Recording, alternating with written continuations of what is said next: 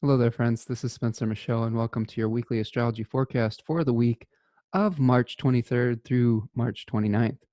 Hope that you are all doing well out there during these challenging times, living the quarantine dream, so to speak. Uh, it's man, interesting slice of history we're living through, isn't it?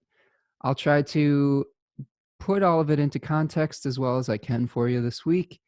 We do have a number of very interesting astrological things that are happening, including Mars conjoining Pluto on Monday. Tuesday, the 24th, we've got a new moon in Aries that is conjunct the asteroid Chiron. So we'll discuss that a little bit. On Saturday, the 28th, Venus and Jupiter, the two benefics, will be making a trine from their respective Earth sign positions. And Venus will also be making a trine to Pluto on that day as well. Got a couple new decans this week with Mercury going into the second decan of Pisces, which has some correspondences with the Nine of Cups, and Venus moving into the third decan of Taurus. And we will talk about the Seven of Pentacles and everything related to that decan. Um, Essential dignities for the week. The sun is now in the sign of Aries, or the temple of Aries, which is its exaltation. It is the triplicity ruler of the fire signs in the daytime. The sun will be in the terms of Jupiter from 0 to 6 degrees, and then the terms of Venus from 6 to 12 degrees. Let's share the screen here so you can see where we're at this week.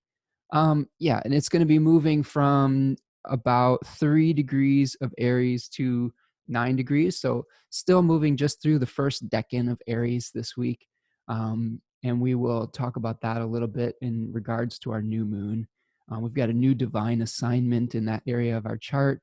We're going to talk about Mars pretty heavily and Saturn, because now Saturn is in its daytime uh, temple of Aquarius. So some interesting themes with that. Jupiter is going to be in the third decan of Capricorn still, which is its fall. So Jupiter is still not in the greatest shape. It's going to be kind of meeting up with Pluto over the course of the week. It's within a degree or so of it right now, and it's going to be perfecting by the beginning of next week. So, but we're going to be feeling it. We're in the middle of that right now. So we'll contextualize everything within that Jupiter Pluto conjunction. Um, Saturn, as I said, has moved into Aquarius as of my recording of this, which was, I believe, very late last night, Saturday the 21st. And as I'm recording this on the 22nd, we've got a new position for the Lord of Karma and the Master of Time and the Greater Malefic.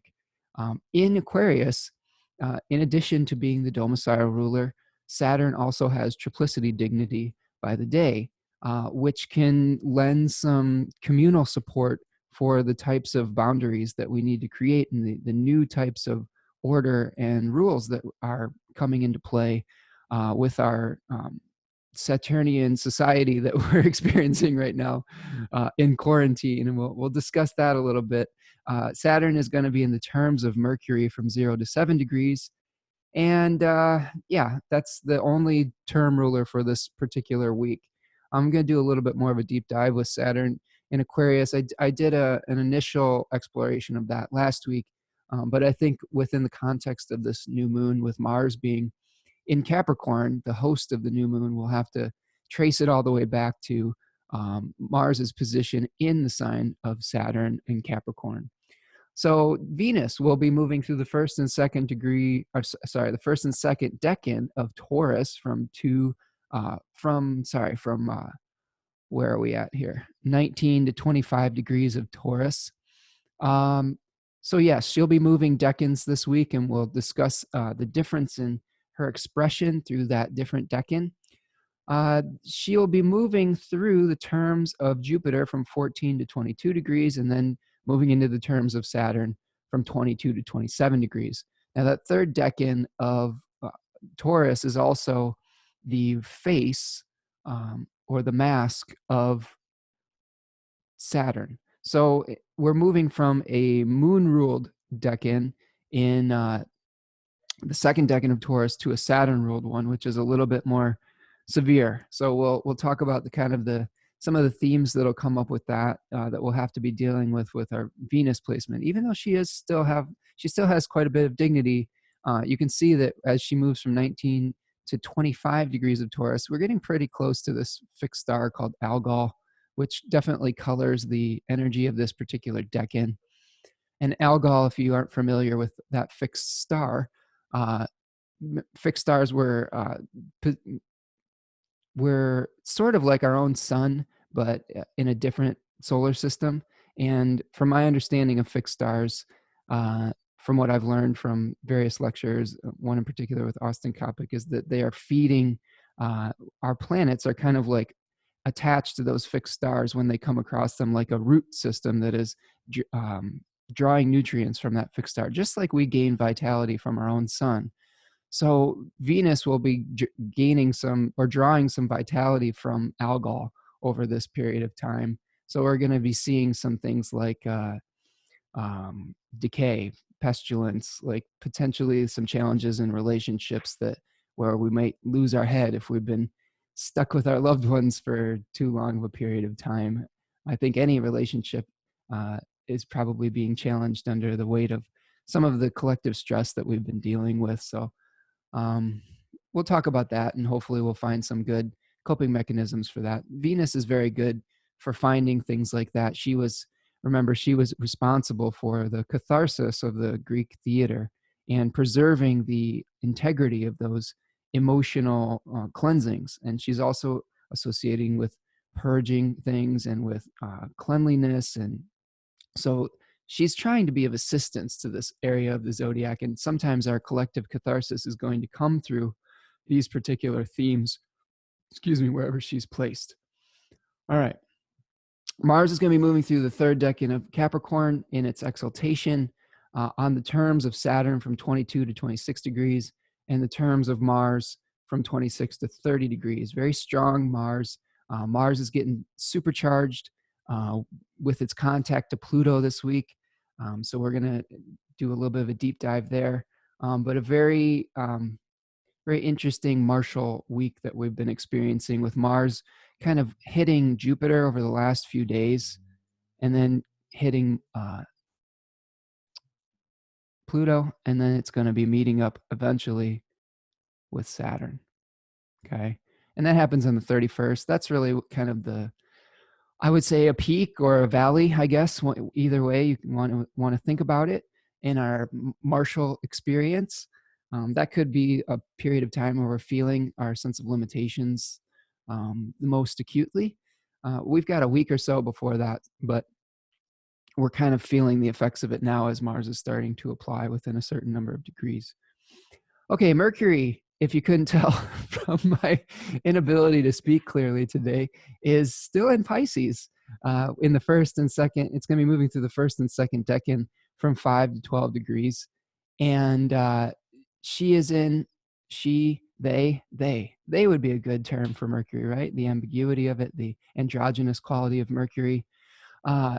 They are in fall and exile, which is a dual debility. So Mercury is in pretty bad shape. They are going to be coming to the opposite of the degree of exaltation, which happens at 15 degrees of Virgo. So it's kind of like Mercury is going to be kind of at its least functional over the next week or so. Mercury will be on the terms of Venus from 0 to 12 degrees and the terms of Jupiter from 12 to 16 degrees. So that is one thing that is a little bit of a light within the darkness with Mercury, is that the planet will be in benefic terms. So we'll have a more of a lenient teacher this week. And Mercury in Pisces is, it's easier for them to communicate through art, music, through metaphor. So this would be a great time to just kind of hunker down, do some art, choose your words really carefully, but maybe you don't have to communicate necessarily with all the correct words. The intuition and the unspoken things can be communicated through different mediums this week. So that's something to consider in all your communications. The negative part of that is that if we do have a need for clear communication, that could be something that is a little bit difficult as we blend a lot of the details together, trying to find unity that is what Jupiter, the ruler of the sign of Pisces, tends to want to do. But Mercury wants to parse things out into categories. And it's kind of like we've got this, we're trying to separate things out and figure out what is what, but everything keeps getting blurred together and everything's a little bit fuzzy. So that's our Mercury for this week. The moon is going to be starting out the very beginning of the week. We'll be continuing this balsamic moon phase where we're waning towards the new moon on Tuesday. But then once the moon becomes new on Tuesday, it will begin waxing again to the crescent phase by the end of the week. The moon in Pisces and Aries are said to be peregrine. We have an exalted moon in Taurus with the triplicity rulership by the nighttime of the earth signs, the moon is, and it will have face rulership or decanic rulership in the second decan of Taurus. And the moon again will be peregrine in Gemini. So that's what we've got for essential dignities this week. I'll do my best through this forecast this week. I'm pretty tired. I'm sure all of you are pretty tired. I hope that you're all sleeping well. I think again, I've been pretty burnt out just trying to keep track of all the new developments that we've been experiencing as a collective.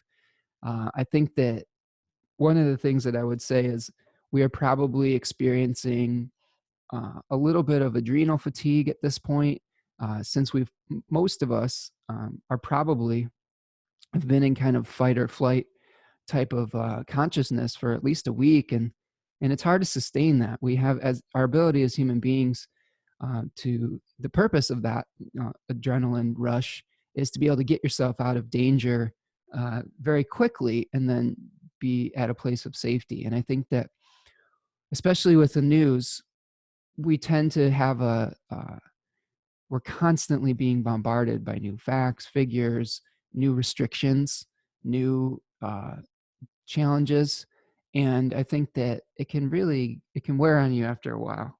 And I know that I've been feeling that.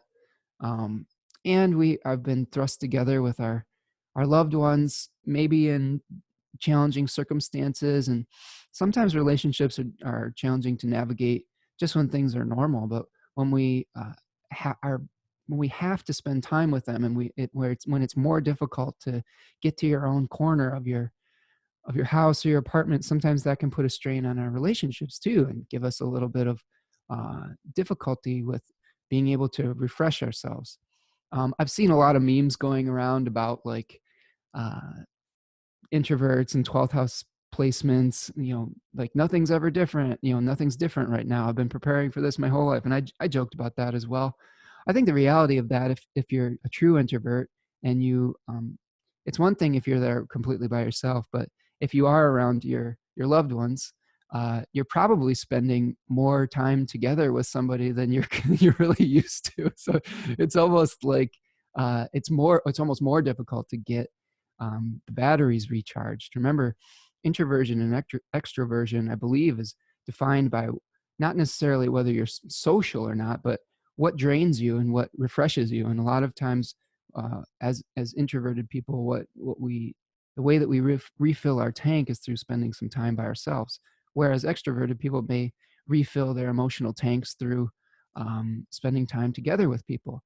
And this could be very difficult for the extroverts in the audience as well, because it may be more difficult for you to have that in-person contact. So I think everybody, like I said, everybody is probably feeling the strain of this right now. And that's why I say I hope that you are all hanging in there.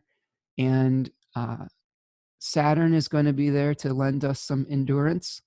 And I would caution you to think about the long term in the coming weeks and months ahead.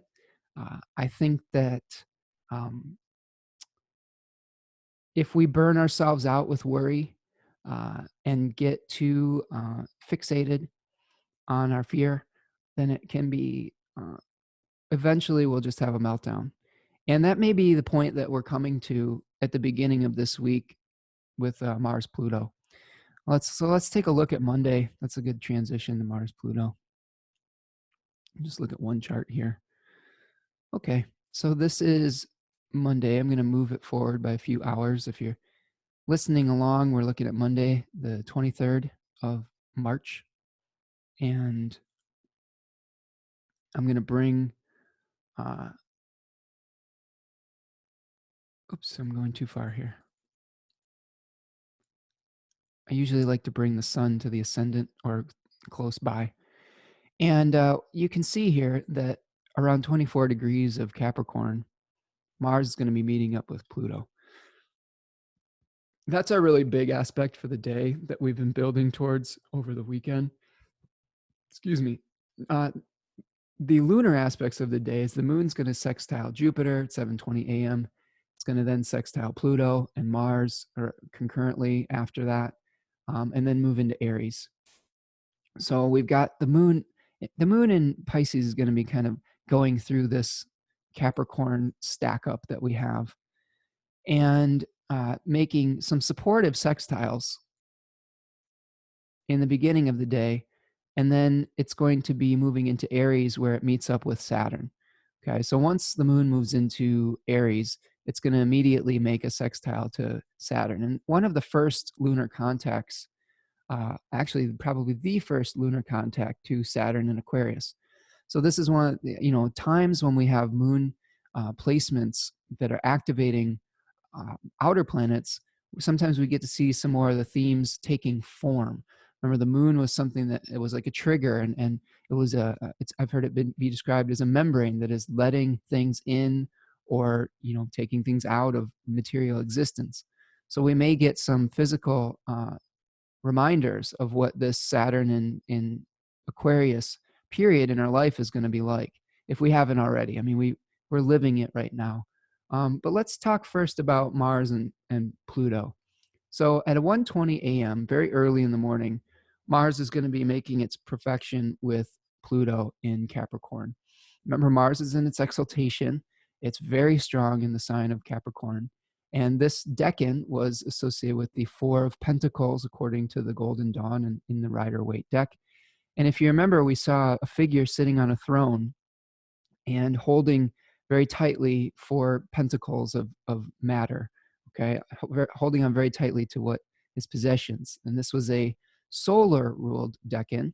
Of course, Capricorn is being provided resources by Saturn. Saturn is the steward of that sign. But remember, when we look at decans, we're trying to figure out what the face of it is. What is the appearance that is going to be the the appearance of the planet as it moves through that particular area of the zodiac. So in this case, it's taking on the appearance of the sun, and the sun was associated with commanding, with authority, with identity. So there, we see in this particular decan the structure of authority and things that bind us together. Saturn had a binding quality to it. It binds us to some of the significations of the area of the zodiac that it's moving through. And this is the area of the zodiac where we have the Saturn Pluto conjunction as well. So some of the larger themes that we're working through, Mars is going to be activating them and heating them up. Okay, like Mars has this quickening quality to it. And one of the things I did in my research over the last few days was I wanted to get a deeper understanding of Pluto. Uh, and I have a few sources that are my favorites, but I tried to expand my source expand my sources, and had some really good um, material from I pulled out Alan Oken's book, which is really good. He's a really great astrologer, and I've been listening to a really good astrology, um, a really great astrologer that is a wonderful lady too that I got to spend some time with at the Great Lakes Astrology Conference, Miss Ann Ortley. I heard her talk about this a little bit, and the way that she was talking about it was the cocoon metaphor, and Alan Oken was talking about that in his book as well. But it's not just the butterfly stage of things. I think what my understanding of Pluto now is uh, when a caterpillar is turning into a butterfly, there is a process of completely dissolving and wrapping yourself in this like uh, this structure that comes from within you. Like Anne Ortley was talking about, surprise, there's a string coming out of your butt, like a little caterpillar. They almost don't even know what's happening. It's coming from the depths, right? And they have this just primal urge to wrap themselves up. And as they've wrapped themselves into their cocoons, sort of like we're doing now in isolation, uh, we are faced with the dissolving of our identity and being tasked with uh, reforming. And this is where we get some of the death and rebirth um, archetypal stories with Pluto. But make no mistake, Pluto is the energy, that dissolving quality, is the mysterious kind of like, oh my God, all of my cells are completely being rearranged. And that can be painful sometimes.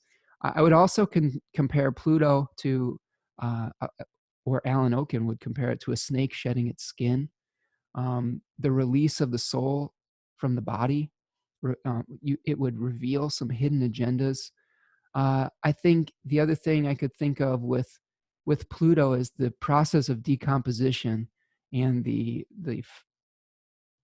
process of where we have a uh, like a compost pile, and we have organisms that are breaking down the decaying matter that eventually will be creating food for the future crops. But it's that process, though, that we're looking at with Pluto, that very visceral, uh, mysterious decomposition. And you can think of Mars just being like, we're really supercharging the heat in the compost pile and speeding it up, speeding up that decomposition.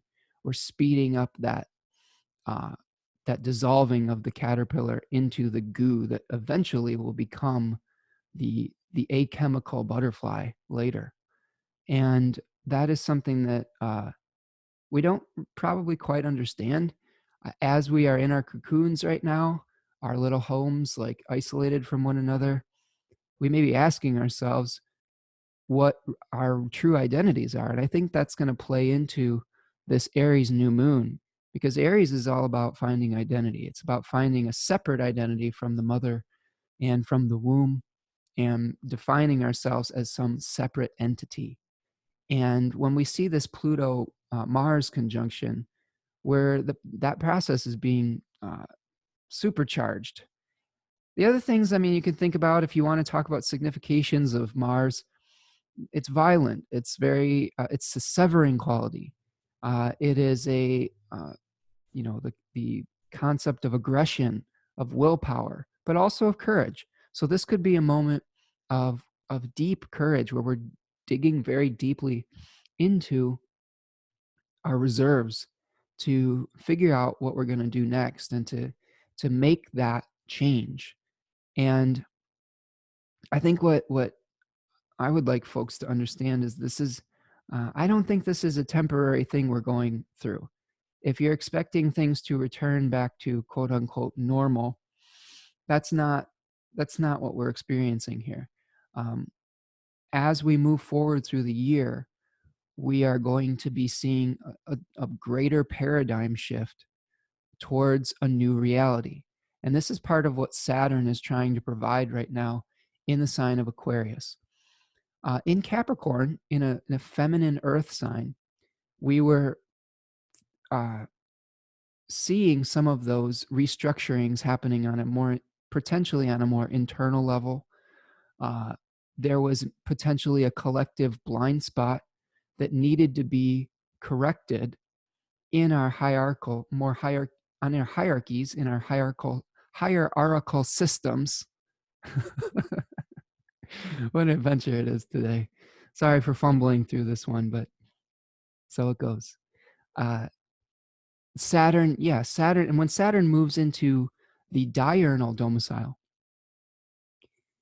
we see Saturn expressing itself more visibly, more externally.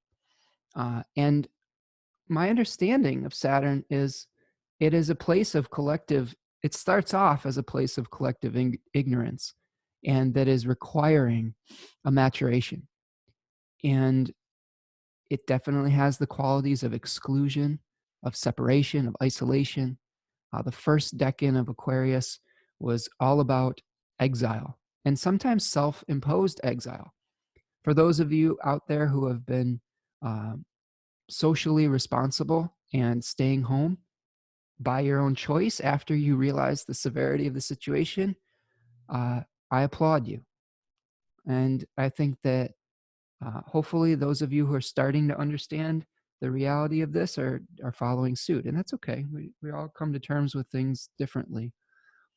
But Saturn in Aquarius is the position where we need to do the right thing, whether we get the applause or not. Remember, the sun, Leo solar type of things. Like Leo is a place where we are trying to get feedback, right? We're trying to they thriving off the applause of the audience, of the creating vitality for those around us. Saturn's not like that. Saturn's like, I'm going to do this because it's necessary. It's the necessity of doing something that needs to be done. And with Saturn and Aquarius here, we have the necessity of isolating ourselves for the foreseeable future until we can figure out how to restructure on a societal level to make sure that everyone is safe or everyone has what they need or that we weather whatever this storm is. And I even hesitate to call it a storm. Like I said, it's more of a paradigm shift. We're weathering uh, the decay part of it. And I don't even know if weathering is a great way to think about it. We're experiencing it. And I think if you can, I hate to say it, but if you can embrace the decay, you know, if you can embrace what stage we're in. And I don't mean to make light of this at all. I'm not, I'm, hopefully those of you who have been listening to me long enough know that I'm fairly, I try to be fairly realistic about my assessment of things. But I think if we are able to keep the end goal in mind and keep the long game in our consciousness, that will assist us through these more difficult times. And some of us are going to lose people, and that is going to make it very that is painful, that is real, and we shouldn't diminish the fact that this will touch us all in a very personal level, in a very personal way. um, and my heart goes out to all of us that are experiencing loss. um, and that may be the stage we're at right now, where we're coming to terms with our grief and with our loss. But I think eventually there will, this is just how cycles work. If we're in a cycle of loss now, we may start to come out of it, and that will be that decay will be the seed for future growth. Now, yeah, don't skip over the acknowledging the decay though. That's another thing to really keep in mind as we move through, I think, probably some of the tougher parts of this as a collective. Is it's okay to feel sad, and it's okay to be a little bit down. Um, there will come a time though where you do need to potentially snap into action and start reimagining what your future is going to look like, and come to terms and come to a point of acceptance of what has transpired. And uh, as a whole, we're going to come to that in different ways and in different time frames. But I think that there's going to be a necessity for working together towards that future and being innovative as we are removed from our comfort, removed from the old order. We get to see it with an objective viewpoint. And that's really what we're experiencing now. We're being isolated and able to see our systems from a higher vantage point. And from that, from being removed from it, from our collective detachment from the way things have been, we get to really, I think we get uh, as much of an objective perspective as we can on what is necessary and what isn't. And that's really what we're going to be dealing with over the next few years, is deciding as a collective what is, and personally, what is really necessary to keep as an agreed upon, uh, accepted societal structure. Because really that's what a society is. It's a group of uh, rules, social norms, regulations that we follow. And some of us, are more inclined to fall in line with it, and some of us are more rebelling against it. But as a collective, we have to have some sort of structure for it to keep functioning. Some of you may disagree, and if you're chaos agents or whatnot, that's fine. But there has to be some structure somewhere. And this is really our moment to decide through hard work and through sobriety, figuring out what it is that needs to stay and what needs to go and what needs to shift and what needs to change. Now, I don't think that this is the moment yet where everything changes overnight and we have this like, hey, we're living in the future. I said this last week too. Saturn moves slow. And what we're experiencing now is a buildup to the first Saturn Jupiter conjunction in the air triplicity uh, in the last 200 years. And this is an elemental, idealistic, ideological, paradigmatic shift that we're experiencing. And at first, we maybe come face to face and with our own fears of the change and get shown what we are lacking. And Saturn in Aquarius is going to show us the limits that we have in our life. And then the answer, well, one of the answers, one of the ability to expand on that is probably going to become clearer when Jupiter conjoins with Saturn. Okay. And that doesn't happen until December. So my astrologer brain uh, has some thoughts that whatever we're going through here, I don't really know if this is going to be just like a few weeks. I think we may be digging in for a few months and possibly a little bit longer than that. And this may be our new normal. And we may have to come to terms with that. Now, that is not a guarantee, but this is seems to be the direction that we're heading into. And remember, Jupiter retrogrades this year back into its conjunction with Pluto in, I believe, in June, and then makes another contact in the fall. So this Jupiter-Pluto, this expansion of this corruption that we're experiencing, this, decomposition energy is going to come back over the course of this year. That's why I say, like, it's time to dig in a little bit more for the long haul. Now, the other thing that we're seeing as we're building up to is that Mars Saturn conjunction. And this is where we've got both of the malefics together. This is like where we may have like I said, I think this is where it peaks as far as our feelings of limits, of constriction, of isolation. We may feel that it may accelerate our fears. And I want you to practice whatever self-care type of things or meditations or spiritual practices that you possibly can over the next 2 weeks here, especially because this is a point in time where we're most vulnerable, I think, to the negativity that we're experiencing. And I'm not saying that, oh, we're just having negative thoughts or whatever. No, there's real negativity that we're experiencing out in the world.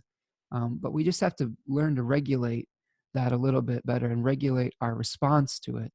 I think that is what we can control, our response. Not always. There's going to be times where feelings arise from us that we just can't control, but then we have to get back to center, right? And that's going to be very important over the next week or so. All right. So primal forces being brought up from the underworld with Mars and Pluto conjoining on Monday, a acceleration of maybe some of the decay. This could be a point where we really see our numbers start to explode. For those of you who are math people and understand the concept of exponential growth, it's kind of like thinking about one person who catches a disease and then has contact with 5 people or 10 people. And then those 10 people go out and have contact with 10 more people each. And then those 10 people, those 100 people go have contact with 100 people each. And then we're talking about orders of magnitude. That's why you see these numbers explode day by day, because that's how things spread. It's not just like one to one. It's like each one of those people that potentially gets sick is spreading it to 10, 100, whatever. This is why they're trying to keep people inside and not get groups together of more than 50, which even that I think is not enough. I'm kind of the opinion that we should all be staying home as much as possible and only going out for essentials like food or whatever. And even that is fraught with a little bit of peril. Um, we've been trying to arrange delivery service, well, or pickup at the store, and the websites that handle these things are completely overloaded. It's very difficult to even schedule a pickup time for your groceries because, uh, in our estimation, it's the most responsible thing to do is limit contact as much as possible with people, and but we're experiencing challenges with that, and this is probably something all of you are going through as well. But um, so that's our Mars Pluto exploration. I don't know exactly where I was going with all that. Let's move to Tuesday.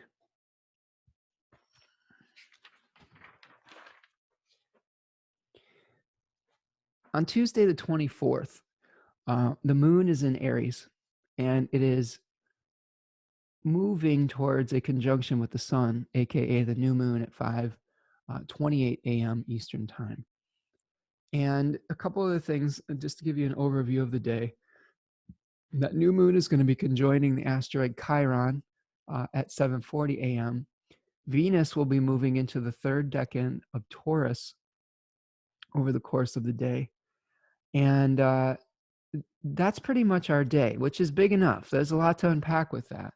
But this new moon, first of all, let's talk about this new moon in context of the tarot. We've got the Two of Wands, which is called Dominion, where you see a figure who is holding the world in his hand, and seems like he's trying to make a plan, right? And he's looking off into his and kind of evaluating something. So this may be a time where we're evaluating our role in the new reality. Okay. Austin Coppock calls this decan the axe, where it is a Mars ruled decan. So we've got Mars providing resources. We've got the mask of Mars. It's a very martial area of the zodiac. And Mars is very strong right now in the third decan of Capricorn and is being provided resources by Saturn and Aquarius. So this feeling of isolation, right? If we look at all of those Saturn and Aquarius themes that I was just previously talking about, Mars is quickening those things, is bringing them more into existence and heating them up and bringing them faster and potentially creating some conflict over it, right? And severing us from things that no longer serve us or from just things in general. Like one of the collateral damages of all this is we're being severed from some of our cherished social gatherings or some relationships that we may feel are important, and that can feel painful. Now, this is why we have a human experience of the malefics, the severing quality of Mars and the constricting quality of Saturn.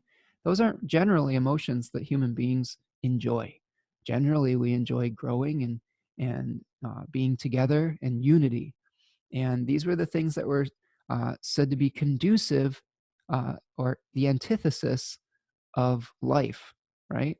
If we think about it in like medieval terms, the benefics were uh, moist and warm, right? They had the qualities that would, if you would bring them into a field, would promote growth.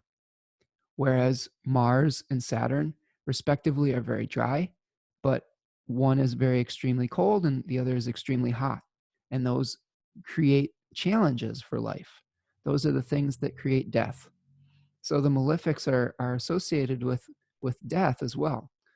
And as human beings, we would prefer to be alive, I would guess. So this new moon in the domicile of Aries, this is the first new moon of the spring.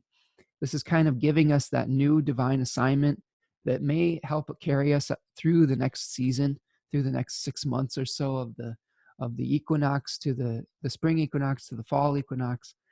So my thoughts on this are this is we've been severed from the parent plant, right? We're isolated in our own abodes, in our own cocoons, and now we've gone through the dissolving process with the contacts with Pluto, or we are still going through it. And now we have to decide how we're going to put the pieces back together and what our new identities are going to be. And this is where we're forming into that, future butterfly, right? When we're going to be hatched, maybe at the Jupiter Saturn conjunction in December, potentially. But this is a moment in time, I think, where we're just going to have to figure out how to be a little bit more autonomous, how to be a little bit more independent. And that may also create some conflict. So we have to learn to deal with our separateness. We have to understand that Saturn is kind of the final word in all of this. And Saturn is, you know, asking us to create a new society right now. And that's really what we're going through is we're having a reassessment and a shifting of our collective values. Now, this new moon is conjoined the asteroid Chiron. I did some research on Chiron this week too. I don't use asteroids that much, but I like Demetra George's work, Asteroid Goddesses. I read a little bit about this in her book, one of her older books. I believe it's Astrology for Yourself, which is very Aries. Like, right? Not for anybody else, just for you. But I thought that was funny. Yeah, and Chiron, if you aren't familiar with his story, he was a healer. I guess the cliche is calling him the wounded healer because he took an arrow to the knee which I guess is a joke amongst role playing folks. But yeah, he took an arrow to the knee, and he couldn't, for all his great healing power, he couldn't heal himself. And to relieve his suffering, I believe that he petitioned one of the, who did he petition? He petitioned like Zeus or somebody to, and or a goddess. I know he could have been a goddess as well. I don't remember the specifics of that, but whatever deity had mercy on him and made him into the constellation of Sagittarius, the centaur, right? So Chiron was a centaur, half man, half horse. And basically, Chiron as an asteroid is going between Saturn and Uranus. So it's a bridge. So we can think of a Chiron as a bridge of understanding, of holistic understanding. Now, Chiron was a great teacher, right? Some of his students included Achilles, Jason, Asclepius, which I thought was really interesting because Asclepius, yeah, is the god of healing, of medicinal herbs and surgery. So this may be a time of learning. I think that we may have to redefine ourselves and start learning new things and gaining new skills. I think that we have to sit at the feet of Chiron and let him teach us. We've sustained the wound, and now we have to learn what the antidote is. Chiron understands medicine, and this may be a point in time where we're having to really come to terms with, this would be a great time to really learn your herbal medicine too. I don't think herbal medicine is, if you're in really serious condition, you need medical help. But as we go further into this crisis, um, it's a very real possibility that our traditional medical systems become overwhelmed, and that it's more difficult to get the type of care that we would normally expect from our systemic medical system. So that may increase the importance for staying healthy through a healthy immune system, potentially through some herbal remedies, or self-treating at home, maybe through diaphoretics, like my my teacher's wife, Ashley Ellenboss, was talking about. She's a professional herbalist. She was mentioning diaphoretics being important, things that open up the pores and open up the lungs so that we can heat up the body and sweat out the toxins. And I shared a link to her podcast about that last week. So check that out if you haven't already. But I think this is a moment where we're learning all sorts of new skills and learning how to do our jobs in a different way and redefine ourselves, especially even if many of us may be experiencing a job loss. I know I personally, there were classes that I taught with music that some of them have been canceled and rescheduled or all those things. And having to figure out new ways to do that and figure out new ways to teach various other things as well. So I'm sure many of you are getting familiar with Zoom right now and video conferencing and all sorts of things like that. So I encourage you to be open to learning new ways of things. And what better time than the new moon in the pioneering sign of Aries, right? To reskill and really what you're going to need to do is come to terms with the new normal and say, well, I've finally accepted that this may be the way that things are for the foreseeable future. How do we deal with it? How do we continue to sustain ourselves? This still may be a period of rest, but I think things are going to start picking up and speeding up as we move through Aries here. Now, the challenge is that all of this is squaring all of our Capricorn planets. Okay. So the moon and the sun at about 4 degrees Aries is going to be squaring Mars, Pluto, and Jupiter that stack up in Capricorn. But it's going to be sextiling Saturn. So what does that tell us? Is that we may have some difficulty with people in power. Remember, the third decan of Capricorn was about authority and power. So there may be some challenges coming from authority figures and from our old systems of government or things like that. But what is helping? What is helping now? Right? We've got the disease, the pandemic here with those Capricorn placements. But now Saturn in Aquarius is assisting rather than being part of that stack up. And part of the assistance is isolating, right? Sobriety, distancing ourselves, uh, imagining being innovative in what we do. Saturn in Aquarius 1 was about being on the margins of society. So how do we function from that that exiled position? And if we are able to take our time to start planning with the collective in mind, that's what's going to benefit us. Uh, we're coming to a point in history where there's so many people on the earth. There's so much international travel. There's so much interconnectedness that it's going to be impossible for us to function without cooperating with one another. And I don't think it's hyperbole for me to say that the survival of the human species depends on us cooperating with each other right now, because we've seen the result of creating, uh, I don't know, of fighting with one another. Like, and we've seen the result of saying this is mine and this is yours and you can have only this much and I'm going to take this for me, and we're experiencing that with our late stage capitalism here. If you're a student of history, this is usually what happens when we've had a capitalistic society for a period of time, and it starts to become corrupted after a while. And there might need to be a new, more democratic, and I hate to use the word because everyone is freaking out about it, but a slightly more socialistic type of society we may be heading towards.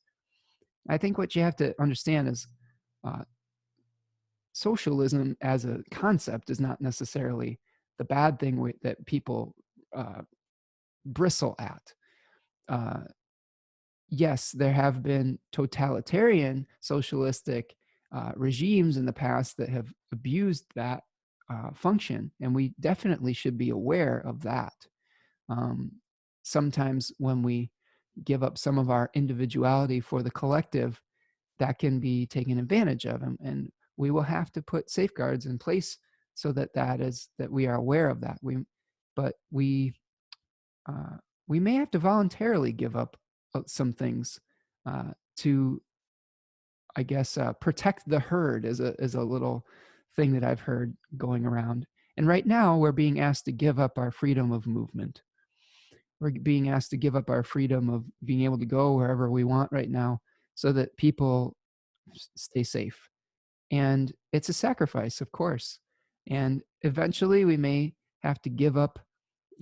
Some people in society may have to give up their feelings that they are entitled to hoard resources.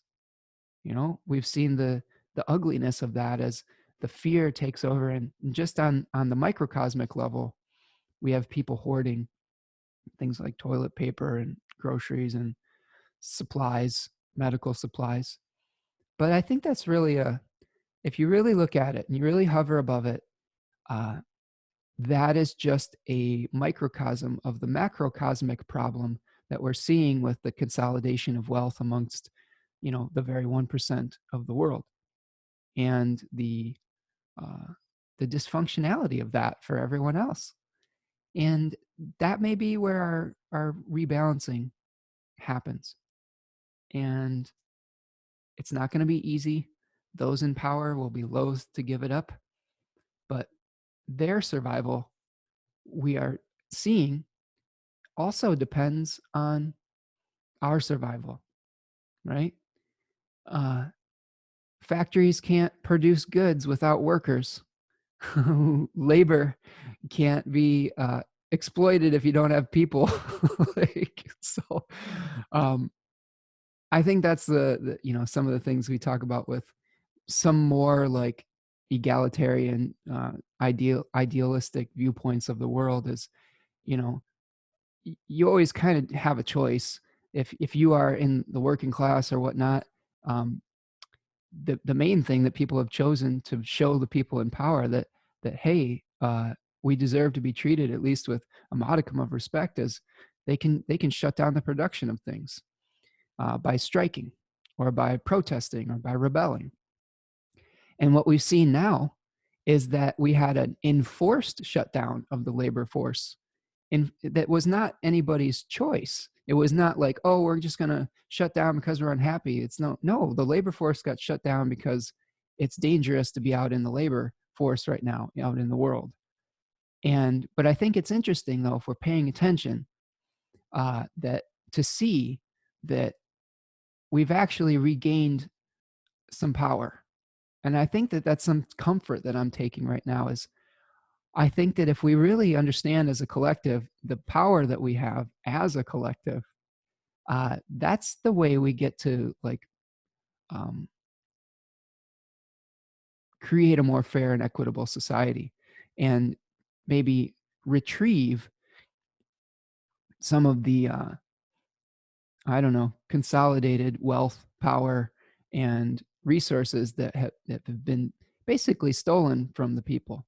And I don't know, it doesn't mean that people shouldn't go out and earn a living or things like that. I mean, I don't know. We can have a political debate about this if you want in the comment section. I would prefer not. I'm stressed out enough. But I think if hopefully we can agree that basic human rights uh, should be available to everybody. And I'm sure some of you will even disagree with me on that. Like, there's definitely still people out there that have a survival of the fittest type of mentality, which I don't agree on, because as we've seen now, uh, your survival depends on someone else's survival. And this is why, like, when this dude in Tennessee was hoarding 17,000 bottles of hand sanitizer, what he isn't realizing is that he's keeping 17,000 people from staying healthy. And if we remember, if we did that math, if we did exponential growth, right, that 17,000 could easily become a million people becoming sick because that one guy decided he needed to make a profit and hoard resources. And eventually, one of those million people that he hoarded resources from might come back and get him sick. So you see, like, our actions have consequences. And this is the type of thing that I think is just really important as we move forward here is uh, the consequences of not cooperating with one another are going to be shown to us very severely as we move forward into the new reality. And do I have all the answers on what it should look like and all the details of it? No. I'm not a politician, and we're still figuring it out. This is remember, we're in the dissolving the caterpillar phase. We're not in the like the butterflies emerging from the cocoon phase, okay? So we're still like seeing just the old structures crumble. And that's just part of the process though. That's where you actually have to have faith. Okay? This is the point in the conversation where you have to have faith that the destruction is moving us towards hopefully something better. Hopefully. And I know that there's people out there that some of you were like, I liked my life. I liked how it was. And this is sad. And I do sympathize with some of those things with you. There are definitely things that I, as a person who lived in an affluent country, um, may have taken for granted or like enjoyed. Even if I didn't take it for granted, I may have enjoyed the benefit of. And those things may have to shift also. And that's okay.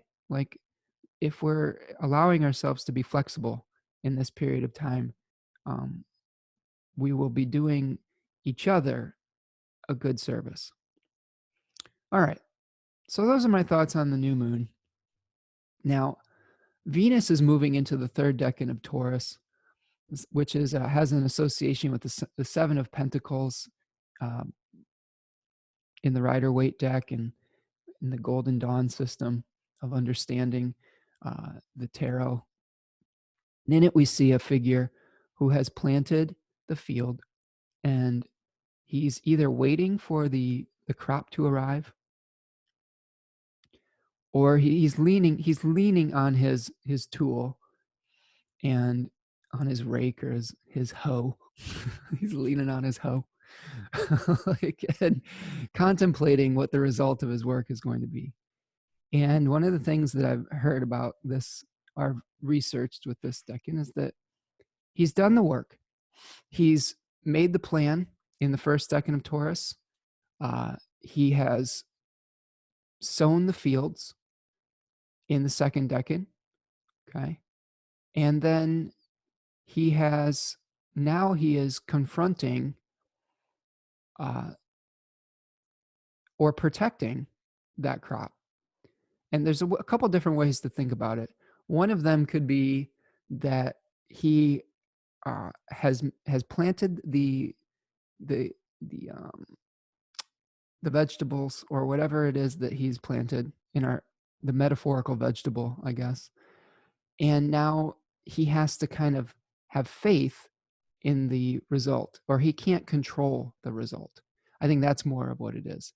There's a sort of this is a Saturn ruled decan. So there is some acceptance that needs to happen in the third decan of Taurus of the necessity. This decan was also associated with like destructive forces. Um, so things that could uh, impede the growth of the plant, okay, like disease, like pests. I've seen like plagues of locusts, like in the news. Like, I don't know, like, I'm not a biblical scholar or anything like that, but there's been some downright biblical stuff going on lately. Like, even just from my understanding of those stories, I'm not, like I said, I'm not an expert on that particular uh, way of thinking, but uh, there's some stuff happening right now that is very interesting. So floods, droughts, pestilence, disappointment, right? Potentially the disappointment of not achieving what we expected. So Venus is moving through this decan though. So what is Venus going to do? Austin Coppock calls this decan a string of prayer beads. The word for this decan in the other systems, such as Book T and the Book of Thoth, was failure or success unfulfilled. But let's examine that string of prayer beads. One of the reasons we have some negativity associated with this decan is that the fixed star Algol, who was the head of Medusa, was prevalent in this area of the zodiac. Okay, now I'm going to show you. You can see that Venus is moving into the second decan as she moves into 20 degrees of Taurus. Now, Algol is right around 26 degrees. So we're not quite there yet, but we will be in about a week. So at 26 Taurus, we're going to see Venus conjoin Algol.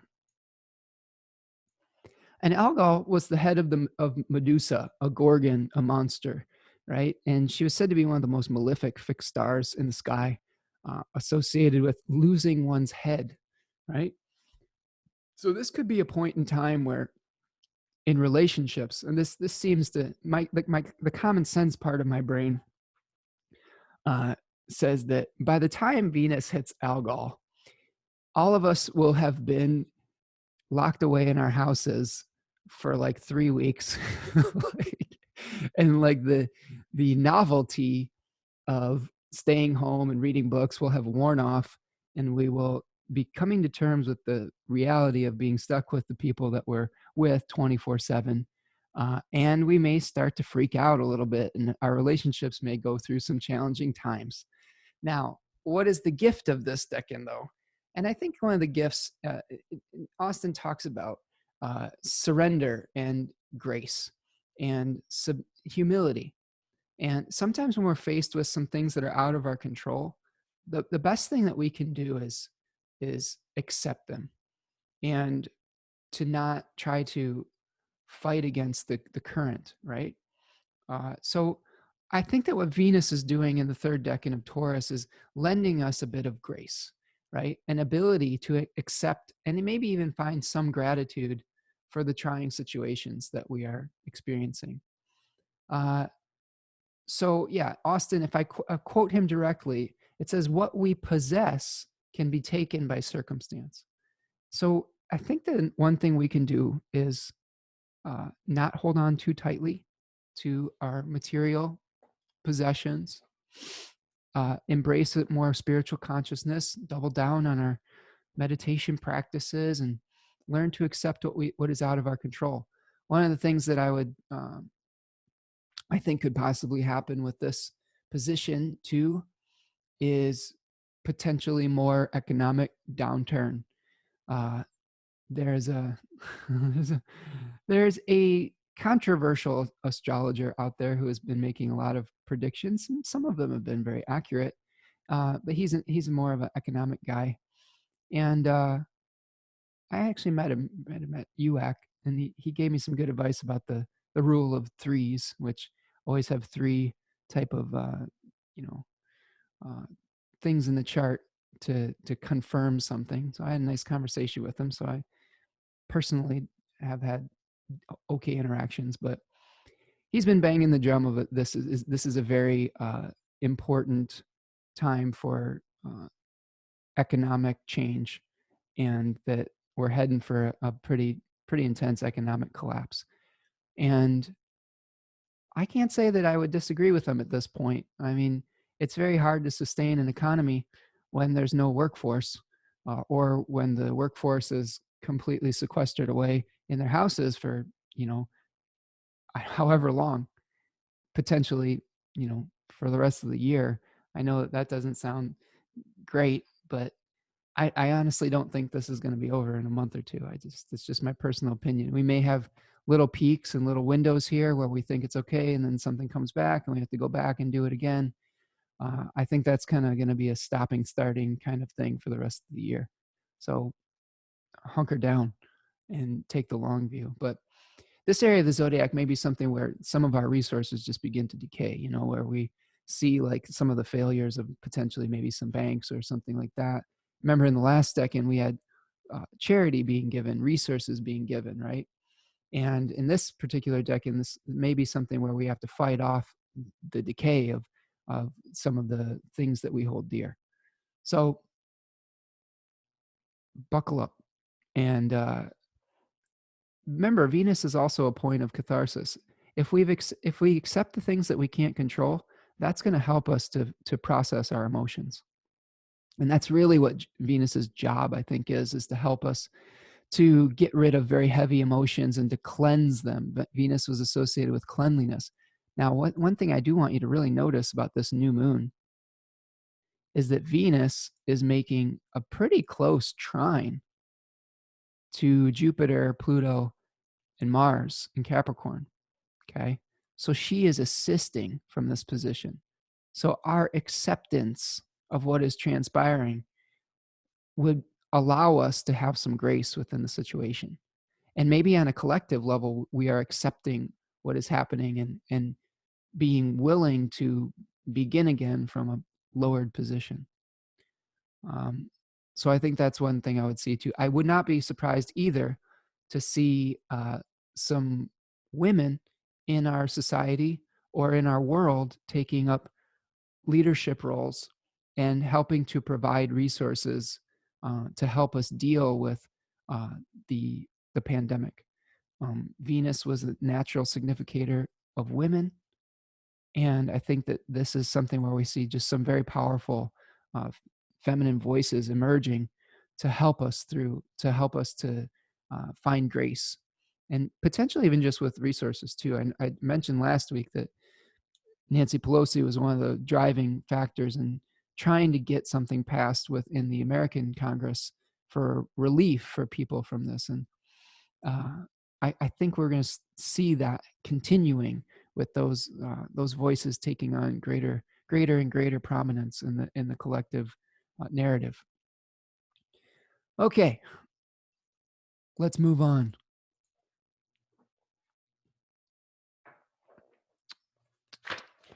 On Wednesday, the 25th of March, Moon is still starting off in Aries. We'll still be in the new moon phase.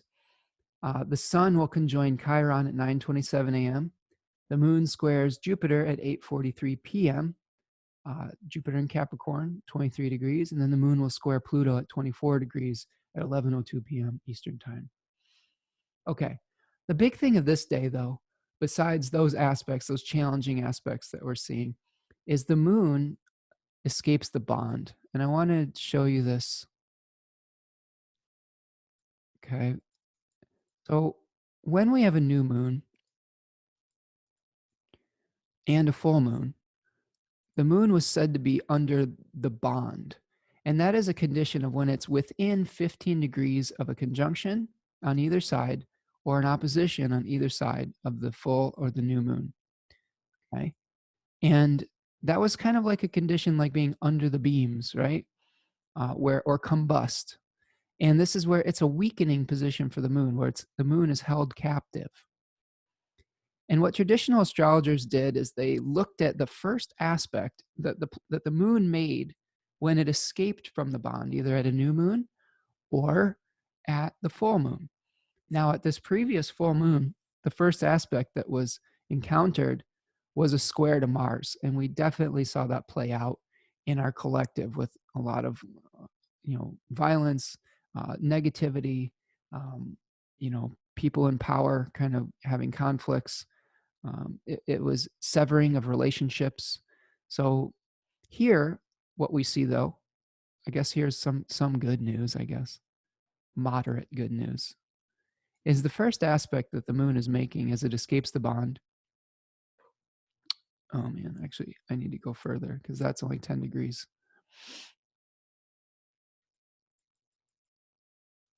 The first aspect that is made right here.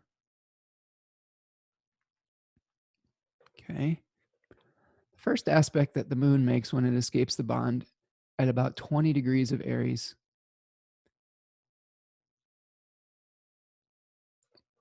is a square with Jupiter. Okay. Now, two things I could think about with this, two ways of exploring this. Now, It's generally better when the moon makes its first contact with a benefic, and this is the greater benefic, right? So in general, if I saw like the first aspect being some kind of trine or sextile with Jupiter or Venus, I'd be like, hey, good news, everybody. Now, the only caveat I have with this is that, first of all, it's a square. So there's inherently some conflict that comes up. Uh, and also, Jupiter is in its fall. So there's definitely some compromises that are going to be made through this. And I think that even though there may be some benefit that we experience after the moon escapes from the bond, it's going to be compromised some way because of the condition of Jupiter and because of the square. So it's almost like we may have to fight for the good, right? We may have to fight for the gift or the learning or for uh, the the gift of Jupiter, the reunification, the bridge, the ability to uh, have integrity, right? Wisdom. So I could definitely see some conflicts about our belief systems coming as the moon escapes the bond, where everybody's kind of saying, "Well, everything's screwed. What do we do now?" And there could be definitely people whose voices are not necessarily always matching up with one another, right? And you could see too that this close to Pluto too. So this is like where our beliefs, Jupiter, are being fed by the Lord of the Underworld. So like a lot of our beliefs right now are based on our material circumstances because Jupiter is in an Earth sign and Saturn sign, and it's being supercharged by Pluto and asking us to dissolve, right, and deal with the corruption that is underneath the surface of things.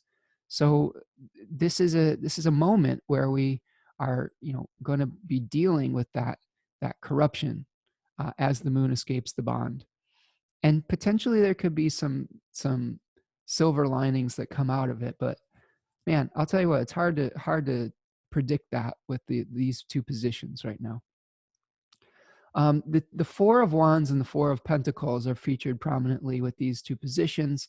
Four of Wands associated with the third decan of Aries, Four of Pentacles with where Jupiter is right now.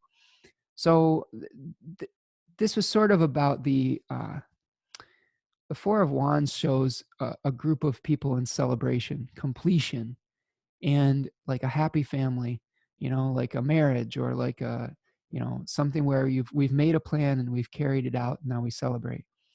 And remember, we're dealing with the throne, and there may be some conflict in bringing about completion as far as consolidating what type of power that the government has now or that the system has.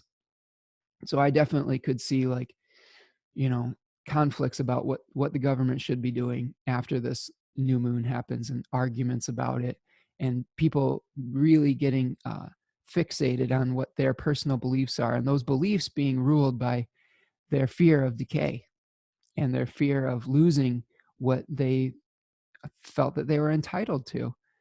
Remember, this is new moon is about severing, so this is going to be a new moon about letting go of certain things, and our natural tendency is to try to conserve. So that's what I think is going to happen with as the moon escapes the bond at 3:30 a.m. on Wednesday, the 25th. See what happens. I want to know what happens in your life, because I really started to get a lot of messages about what was going to happen in America with the pandemic as the moon escaped the bond. I was sent a podcast by Joe Rogan interviewing a guy from the Center for Disease Control. I don't remember his name exactly, but somebody sent me that podcast just as the moon was escaping the bond, and that's when my brain kind of clicked in. I was like, "Oh boy, this is serious. I need to start taking some actions and prepare right now." So we may have a similar type of experience as the moon escapes from the bond of the new moon, where it drives us to take action in a certain way, and helps us to gain clarity about what this new moon is going to be all about. because when the moon escaped the bond from the full moon, it was telling us what this full moon cycle really was all about. And that's definitely played out in the collective. All right, Thursday the 26th, moon is going to be moving into Taurus at 9:36 a.m. and gaining dignity into its exaltation. I believe it's the triplicity ruler of the nighttime as well, or night or day. What do we got? I don't remember. I write it. That's why I write it down. Triplicity ruler of the nighttime. Venus would be the triplicity ruler of the day. Easy to get those mixed up every once in a while. Before the moon moves into Taurus, the moon's going to be making a square to Mars. So that really is going to complete our gauntlet that we are experiencing Wednesday. I think this is going to be another tough Wednesday. I think the last Wednesday or 2 Wednesdays ago, I can't remember, time is weird now, that's when the moon escaped the bond. And now it happens again on the day of Mercury. So we're receiving messages that are challenging. And then the moon goes through all those squares. So I really actually think Wednesday is going to be a tough day, and we're going to have to deal with some new circumstances that will require some action potentially. So after the moon moves through that shitstorm, the moon will calm down a little bit and move into Taurus. Once we've come to terms with the reality of our situation, then it's time to take fruitful action, hopefully.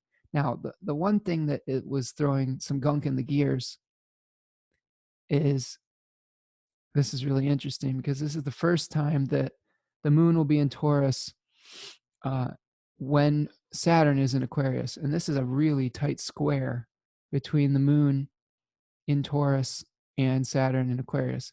And it's applying to Uranus. Yeah. I really think, like, I don't know, I don't want to be like fear monger or anything, but I can't help but saying what's on my mind with this. This may be one of the moments of just like of economic collapse. I just have a feeling there's going to be just like a big bank's going to fail, or like stock market's going to continue to just go into the tank. And this might be one of those moments where, we hit Uranus and we have Saturn, the planet of limitation and things like that. So um, I don't know what you should do. I'm not like a financial advisor or anything, but I don't have enough money to like need a person like that. So if you do though, and you have savings, I'm sorry if you are losing those things. But I will say this: there is some freedom in not having something to lose. Uh, so uh, think about that. Meditate on that. If you've got nothing left to lose, what else are you worried about? Like, you're stripped down to the bare essentials, the bare spiritual reality staring you in the face. No, it's going to be tough. Like, nobody likes to feel like they uh, don't have enough. But well, my turnaround on that is we'll get through it together. And you'll hopefully, if you do lose things, it will help you to recognize how interconnected you are and maybe dependent you are on your neighbors. And that there's lessons in that. There's good lessons in that. And even though we may be isolated, we are going to be rebuilding from this new position together.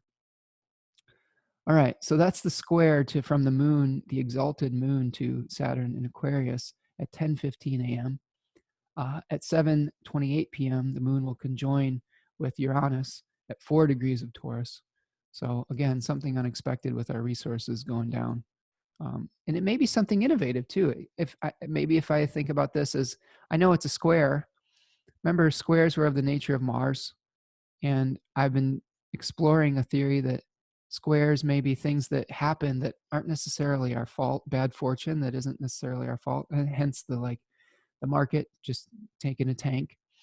Um, and then, coming to terms with the reality that we're going to have to find a new way of managing our resources. That might be what we're heading towards here. All right. On Friday the 27th, almost done, I promise. Still have the moon in Taurus.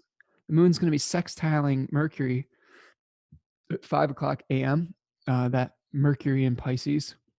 So some foggy communication, some confusion potentially, but also this may be a really fertile time to do some art, be creative, to take, um, to learn what all us starving artists have been feeling, and go and get your feelings out with a guitar or with a set of paintbrushes or something like that. Like, sometimes the best art comes through suffering. So I bet there's going to be some beautiful art made around this time.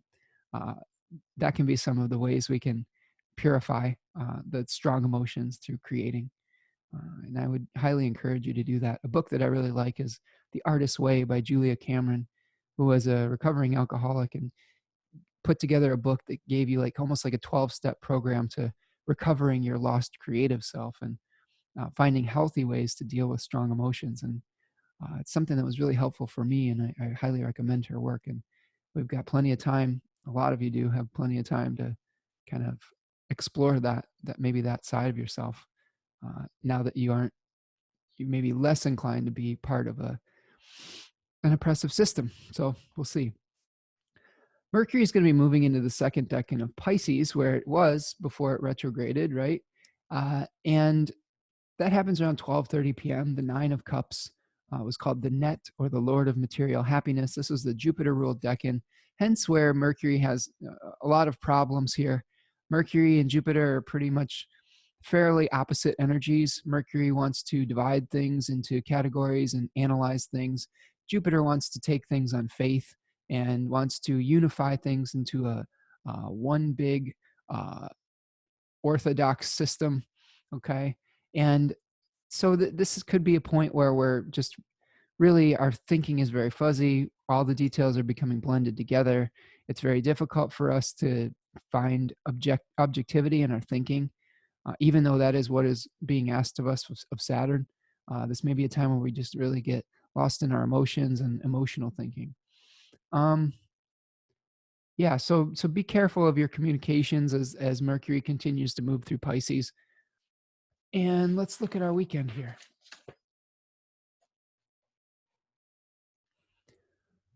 Looking at our weekend, the 28th.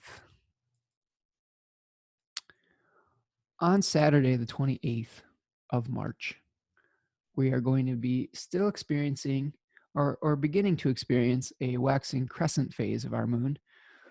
All right. When it moves out of a 45-degree orb between the sun. So at the new moon, we're getting our divine assignment. We're trying to figure out what it is what our new impulses are. When we move into the crescent phase, we're starting to try to mobilize resources to support that vision. And generally that can be associated with a sextile. Now we're not to the sextile yet on Saturday, but it's a supportive time for the new moon generally. Now this isn't, like I said, it doesn't, when the moon gets into Gemini, we'll have our moon sextile. But that's sort of one of the rationales behind the crescent moon phase is we're being given some kind of support for the new impulse. The moon will be sextiling, supporting, or getting support from Neptune at 12:01 a.m., 19 degrees Taurus to Pisces.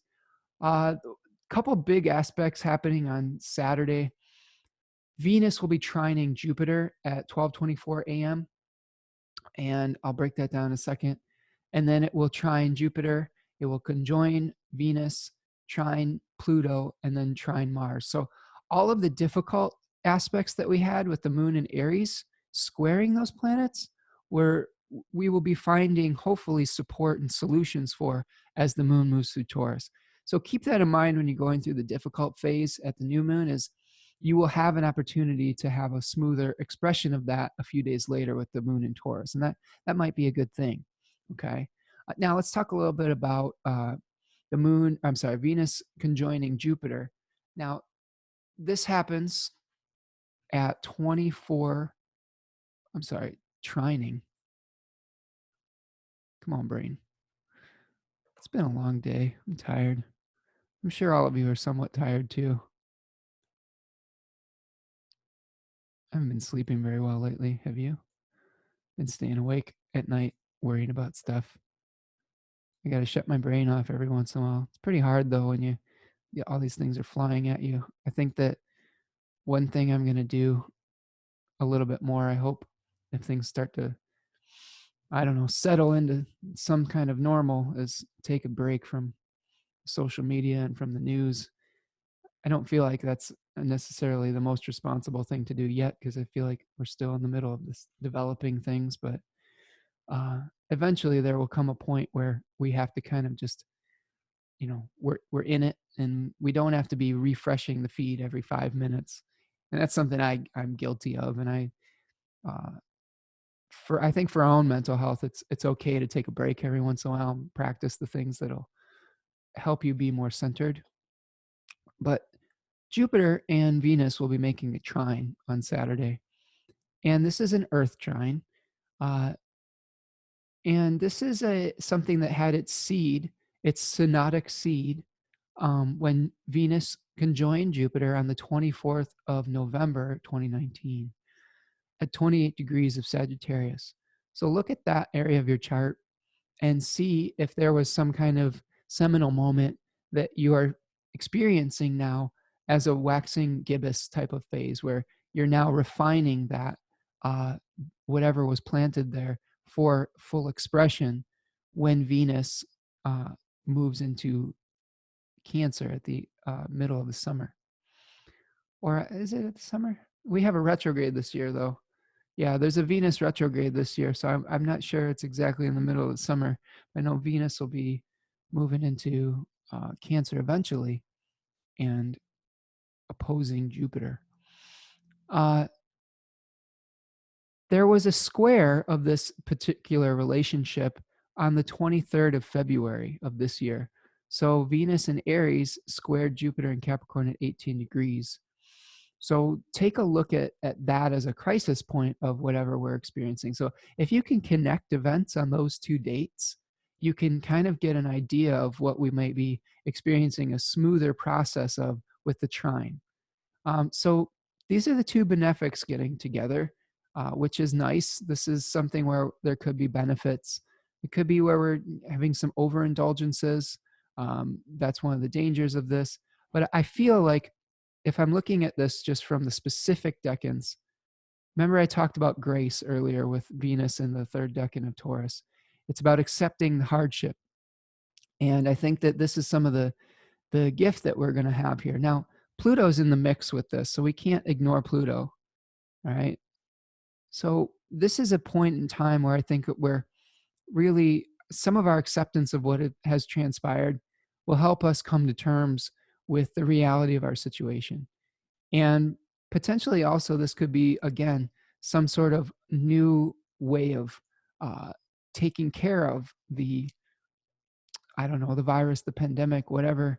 Um, if we think of Jupiter conjoining Pluto as representing the virus and Venus as a condition of cleanliness, there may be some kind of purge or some kind of, like, I don't know, maybe not an antidote at this point, but potentially some kind of news about that, potentially with that. Um, I hope that there's something of that nature. That would be a welcome thing. I hope, as long as it's not another thing for to be abused. And who knows? I don't want to get into any of that, but uh, I'm going to start a whole new argument on that. Like, I'm just very tired. I think that whatever they come up with, I'm sure will be something that will hopefully help. You know, um, so the moon will move into Gemini at 9:38 p.m. and then make a trine, its first trine to Saturn in Aquarius at 10:36 p.m. at 0 degrees. So we could have a nice moment there with Saturn, trying to get some new ideas and communicating some of our new ideas and our new normal. In the evening, Venus will be trining Pluto at 24 degrees, and that's also at the waxing gibbous phase. That seed of that conjunction happened on the 13th of December 2019, and the square of those two planets on the 27th of February. So again, examine those dates in your chart and see what was coming to a head to get an idea of what we're going to be experiencing when they make the trine. And trines are of the nature of Jupiter. So this, my little theory I've been kicking around about aspects is that since Jupiter was associated with potentially with merit-based actions and distributive justice, potentially there is something good that's coming to you based on some actions that you took and some merits that you took, some merit-based actions that you took in your life. So see what happens. See if you see something coming to fruition from something that you did that is you will experience probably as uh, nice, as a good experience. Hopefully, we could use some treats, right? We could use a gift from above at these points, right? Uh, have you noticed? And maybe this is something like just me, but uh, I've kind of my diet's changed a little bit since this all started. We've been not going out as much, uh, and eating a little bit less like fresh stuff. And I've noticed as I've kind of, you know, I've really found some gratitude for the food that I eat. And I wanted to share that too. Like, I don't know if it's just because I'm like a little bit like, I don't know, a little more hungrier and like hunger seasons it more, but I've just like certain foods I'm like, wow, this is the best food ever. I really appreciate this because as I'm kind of like trying to uh, experience it and not waste it. And I think that sometimes when we come face to face with not having something, that's when we really appreciate it. And I think that's really like a great attitude for a lot of the things in your life right now is when you come face to face with loss, that's when you really, where you're getting the balance point of appreciation, right? If we just had everything all the time and we didn't have this dichotomy of life and death and lack and abundance, it really wouldn't mean anything. So that's something to keep in mind when you're going through your week. On Sunday, the 29th, the moon is going to be in Gemini. It's going to sextile the sun at 4:31 p.m. and then square Mercury at 10:57 p.m. Over the course of this weekend, we're going to be kind of building up to the Jupiter Pluto conjunction and the Mars Saturn conjunction. Now, the Mars Saturn conjunction goes exact on the 31st, which is, I believe, next Tuesday. So we're going to be feeling that more intensely first. And then we're going to be building up the next week to the exact Pluto Jupiter conjunction. So I want to contextualize that within everything that we're experiencing now. And looking ahead to next week, the 30th through the 5th, Mars is going to be moving into the first decan of Aquarius and meeting up with Saturn. And that could be a peak of feeling like we're in exile, we're isolated, of restrictions. It could be just where we're forced to stay in our homes. I know in a lot of communities there's already a stay shelter in place type of thing going on in certain states. And to be honest with you, I think it's necessary. like I never thought that I would look at this and be like, oh man, this authoritarian thing, and like, but I actually kind of agree with it at this point. I think that the more restrictions that we take now, the less we will have to do later for maybe a shorter period of time. Sometimes when we just take our medicine, we can get it over with sooner. The more that we drag it out, and the more that we just incrementally do this stuff, the worse I think that it could get, and the longer it could drag out. So I think if we just are more severe about cutting things off, uh, it may have benefits in the long run, and it's going to suck. Like it is going to be painful, but sometimes extreme measures are necessary when you're dealing with an extreme problem. And if this isn't that, I don't know what is. So that's coming on Tuesday. Just try to relax through it if you can. Wednesday, the 1st, we'll have our first quarter moon where the moon in Cancer is squaring the sun in Aries, where we'll have a crisis point in the moon cycle. The Friday, the 3rd, Venus moves into Gemini and Mercury will conjoin with Neptune. On Saturday, the 4th, Venus will trine Saturn. Um, trine Saturn? Yeah, from Gemini. And then Jupiter will conjoin Pluto at 24 degrees. So another very active, intense week next week. So what I will say, let's stop my share. So that's what I've got for this week. Sorry for sleepwalking my way through it, or if I was my communication wasn't as clear as I hoped it would be. Um, I hope that you are all doing well out there. Um, we're all in it together, even though we're separate, but together. Like that's kind of the thing. Uh, Reach out if you need some help or if you have questions. I'd be happy to uh, interact with you in that way. Leave a comment. Let me know how you're experiencing your isolation. Um, and give me why don't we start something good? Why don't we leave some tips? Leave your best um, self-care coping mechanism, healthy coping mechanism, like something that is really feels like is really helping you get through this difficult time. Leave a comment in the comments below, and let's start compiling a list of things that we can do, the things that we can do that are supportive, that are enriching, and that are helping us to maintain our center through the hurricane around us. I think that's really what we have to do is connect with the center. How are you connecting with your center? So that's what I've got for this week. If you are feeling more in need of more guidance, feel free to reach out if you want to schedule a reading. If you're having financial difficulties, explain what's going on, and we'll work on something. If don't let that be a barrier between getting the help that you need. Um, I'm pretty flexible right now with all of that and with what I'm doing. So anyway, I hope that you're all doing well, and I will talk to you next week. Take care, everyone. Peace.